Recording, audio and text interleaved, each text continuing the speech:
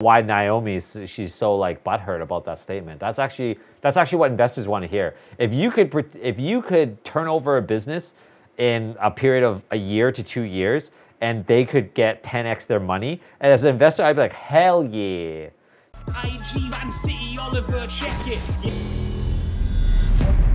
Hey Sharks, my name's Alex. Before we get started, we're going to do a little bit of a demo. I'm going to need 2 volunteers. Andrew. Okay, thank you. Alex, right? Yes, Alex. Hi, Alex. Pleasure. How are you? Janine? I thought volunteer means You just got volunteers. You just got volunteers. Well, it was kind of volunteers. Oh my God, this looks like a lot of resumes. It does. Hey, it takes you back to the old days? Takes me back to the old days. I used to throw them on the floor, A, B, C. A was definitely interview, B was maybe, C, get out of here. Get back. Oh, you're going to love this. Man. Small businesses face this problem every single time they want to hire someone. They have to sort through 2 million applications and resumes every single week. We believe there's a better way. I'm going to introduce you guys today to iRecruit. It's the first automated applicant ranking technology in the world. Applicant ranking technology? We're raising $200,000 for 2.2%.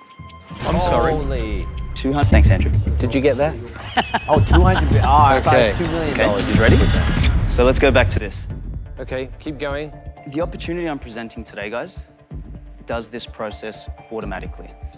Imagine if we could take all the important information, so not just skills and experience, but the real stuff, so personality, behavior, their values, what they're naturally good at, and use smart algorithms to measure that. Oh, man. And instead of getting a pile of resumes or a million applications. Anytime anyone ever says like algorithms, machine learning, AI technology, man, like, unless they're like engineers, like if this guy's telling you in a suit that this is what this thing is doing, you really got to question like what's going on in the back end.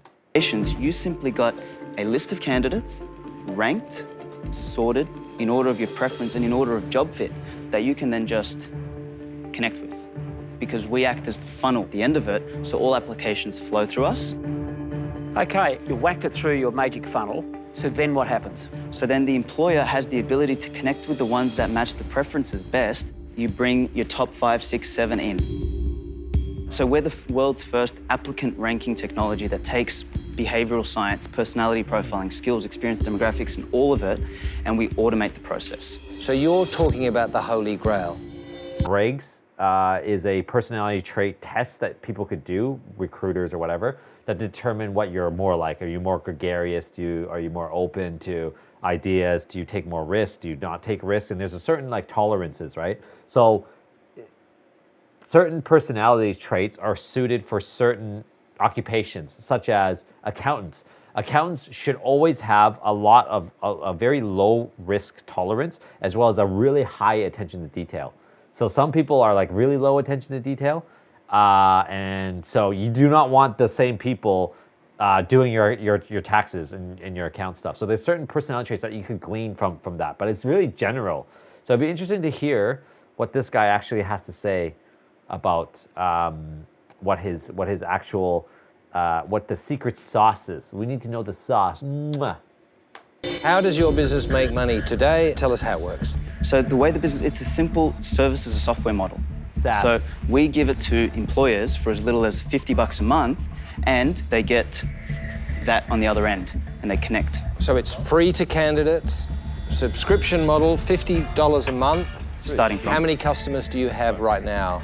We've got 300 sitting on the books. So you got 300 users out there, people actually logging on and trying to use it. No, we're in a closed alpha at the moment. Who's using the system at the moment? We've got 5 people that we're alpha testing with. This is the problem. Look at the sweat on his forehead. Do you see that? That's nerve sweats going on. So what's going on is, especially in the Shark Tank, they don't want to hear exploratory ideas, and especially if your valuation is so high, that proves to me that this guy doesn't know. This guy's never done any sort of like business valuations before, because you cannot. You're portraying your business worth by the potential of it and not exactly what you're doing. Another thing that would be very fascinating to see is if one of the things is like in my sort of business dealings, there's times where we were looking to invest in the company. So we would always ask them, like, what would you do with the money? So if we were to invest in your company, what are you going to do with it? What are you going to spend it on?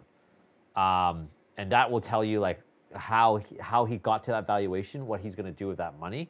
But there's a lot of other things even before that process. But you can tell he's nervous now. You got 5 people that are using it, and you're evaluating your business. You don't even know how much money you could possibly get. This is like a blue ocean sort of strategy that you think you're going to be able to get business very, very easily just because. Good luck. The risk evaluation on a potential and not current statistics. Yeah, exactly, Fear.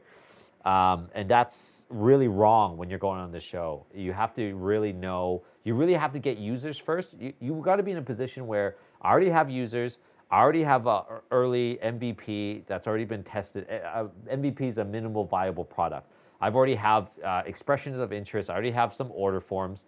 All I need is a little bit of money to then push it forward, especially in front of investors. Yeah. Well, it depends, Kyle. So these guys are later stage investors. They're VC, not early stage guys. And this guy's pitching to early stage guys. So you got to know what the investors are going to be providing for you. So these guys are way later. They've exited businesses. They've been able to grow it. And this is why you want to lower your valuation, because you have no leverage. So it's okay. I always say it's okay to have a small piece of a big pie instead of a big piece of a small pie.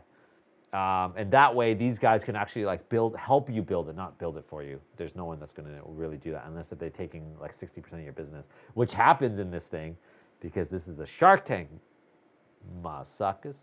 5. So that's not 300. That's 5. No, but are they paying you money?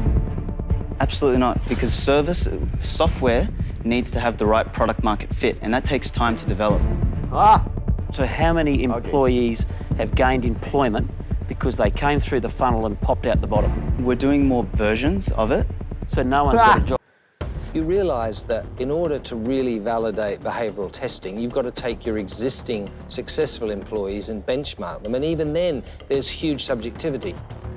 So if a small employer is just tapping into your database, has never assessed anyone before, the ranking means nothing. Sounds good. Like, the idea is always better than the execution. It's the ideologue, you know? It's like saying, hey, terrorism is bad.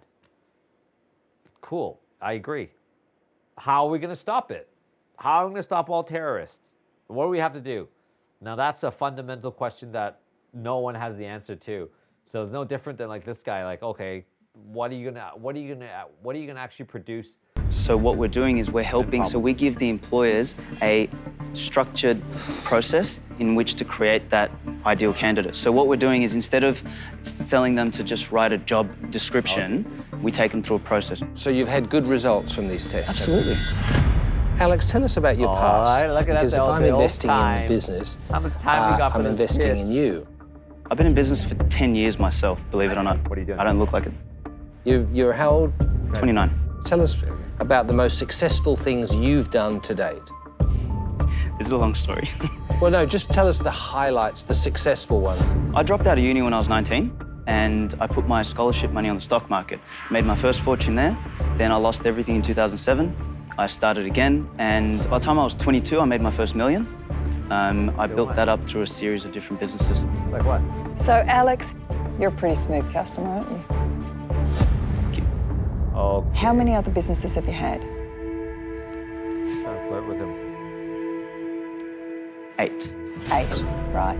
So that in your adult working life means you stick at something for about 1 year and a bit. If you average it out that way, but when you're running 4 at once, then average it out a little bit differently. Okay. And what was the outcome for the investors? Good in some cases. And in some cases, not so good. It's bad. It's bad. You do not want, look at her face. You do not want someone that has like 15 other things that they got going on, because they're not going to be focused on your own damn business. So as an investor, if you hear like, oh yeah, I also do this and this and this, you're just like, nah, bro. How much has been spent so far? We've spent about 450. So you spent 450K. So how long have you been doing this for, Alex? A year and a half. 450K? What the hell is he spending the 450K on? He's only got 5 users.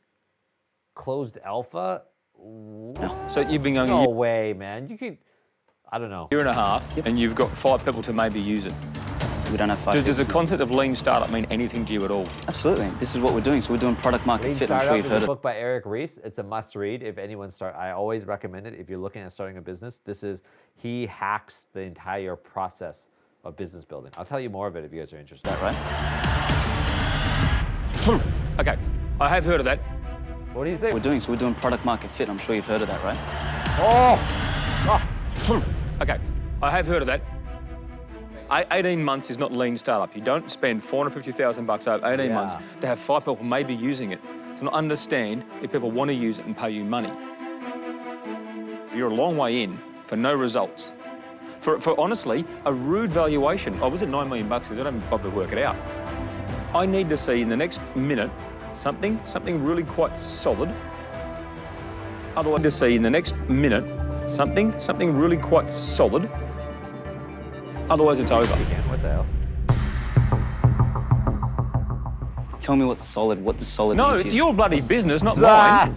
I'm not going to pitch your business to you. You don't need to. So over the last 4 months, we Ask released him the the first question with version of a the product question. 4 months ago. So Classic it's So you've got Slide dog 5 people using I it. want to know what this Getting guy's sold at about, once. man. You can't have released it. So if you have released it, you've got 1 person a month. Alex, the level of acumen you haven't displayed today is positively scary. I'm out. I appreciate that, Steve. So just for clarity, just so we don't get this wrong, you have no other partners? We've got investors. Minimum amount was 100 grand.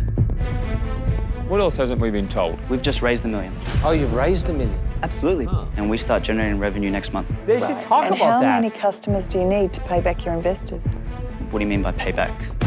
Ah, that's because it's never happened. Thanks, Andrew. So investors have so far put in That slide dog. That slide dog was like, that's because it's never happened. And is an 18 to 24 month exit. So you're only building it to flip it anyway. You don't really want to solve this problem. No, we'll give it to someone who can solve it on a grander scale. Thank you for coming. Which is not a bad idea. So like understanding that you're gonna be returning the business for, like, I don't know why she's so like butthurt about that statement. That's actually what investors want to hear. If you could turn over a business in a period of a year to 2 years and they could get 10x their money, and as an investor, I'd be like, hell yeah. You wouldn't be like, oh man, your heart's not really in it. That doesn't really matter and shouldn't matter for her. She should be like, oh yeah, this is excellent. You should definitely return and get your get the money back for the investors. You've got to come in here and stay humble, because we are humble people, believe it or not. And you've got to stay humble and take advice and listen. Fair call. That's good advice. But mate, seriously, you scare the hell out of me. And you're no different from a whole bunch of people I've met in business that slap things together, throw out an idea, and a whole bunch of little investors get in, and then their investment evaporates. Stay on the journey You gotta be careful with with guys your like that. shareholders and not dump and run like I think you're planning, and you're going to burn a whole bunch more people. It's not what I do. No, I'm out. I think they really like caught on to the fact that he said, I'm gonna flip it, and yeah, just because if you could prove that you could exit from a business, good. If you're just saying that, in their minds, they're thinking, oh, this guy can't execute, and they're gonna run with my money. And I get that, like just how he's answering questions and stuff. But if he could execute that actual plan as an investor, you're gonna be like, yes, here's my money, take it. Appreciate it. Anyway, good luck to you, Alex. Okay, see you, Thanks, Alex. Alex. Bye. Much appreciated. Thanks for coming. I hope your investors get their money back. They will. Ooh, we should see what's going on with iRecruit. That Look is at a Steve classic back case there, of like- if it looks like a duck and it's quacking, it's a duck. Let's go take a look at iRecruit. What's going on with these homies? Okay, using iRecruit. Hold on, they went into UTS. I'm gonna start up recruit enters liquidations found. Oh Jesus Christ, they're out of here. iRecruitment's temporarily. Is it the same thing? Actually, Okay, so they actually approached some universities. Shark Tank. Its founders focus on new ventures. Ah, of course they do. On Tuesday night, but a lot has happened in the company. iRecruit attracted 500,000 pre-launch seed funding in August. So that's okay, you know, like the idea sounded good. If you could pitch to the right schmucks and say like AI, machine learning, all these buzzwords are gonna be like, oh man, yeah. But to demonstrate executional capacity, that's a whole nother segment, man. By the time Shark Tank episode went to the air, both companies' founders had stepped down from their roles and started placing liquidation. They were right. They foresaw the truth. Don't worry about paying your investors back.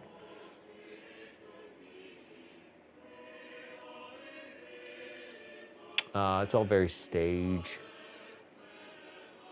Okay, buddy. Yeah, it's true. They're making a TV show, so they're gonna pick out pieces and stuff. They're gonna edit stuff that's not gonna be like favorable. But one thing you gotta respect about this guy is the hustle. You know, like he's got that like unflappable confidence, which you kind of need in business, man. You kind of gotta believe over everybody else. And this is why, like, investors and stuff have got to be careful.